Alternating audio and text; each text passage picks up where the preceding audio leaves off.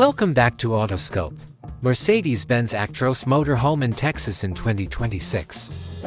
External on the road, this RV is a very noticeable and powerful presence. Its design blends the sleek and contemporary characteristics of a motorhome with the unique looks of the Mercedes-Benz Actros truck. Features like outside LED lighting, automated awnings, and perhaps a hydraulic leveling system to keep the car steady when parked are all installed on the outside. When the car is parked, the hydraulic pop-out or slide-out systems that come with several Actros STX versions can open up the living room, kitchen, or bedroom, giving the interior a lot more space. Interior, the best quality materials are utilized. Various ambiances can be produced using adjustable ambient lighting.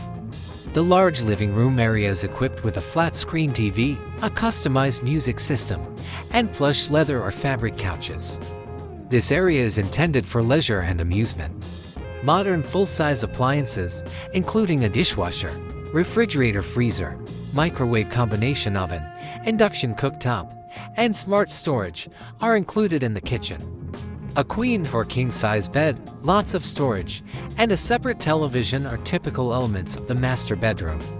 It is powered by Mercedes-Benz's most recent 12.8-liter inline-six diesel engine, which generates an amazing 2,600 Nm of torque and about 530 horsepower. Even with a full load, the vehicle can be effortlessly navigated on and off-road thanks to this power and torque combination. This RV can go on routes that traditional motorhomes cannot because to its reinforced chassis, excellent ground clearance, and cutting-edge drivetrain. It has an advanced and quick automatic transmission that makes shifting gears easy and effective. This car has an advanced smart home system installed. A computerized touch panel allows the driver or occupant to manage nearly every aspect of the car, including the radio, lighting, and temperature.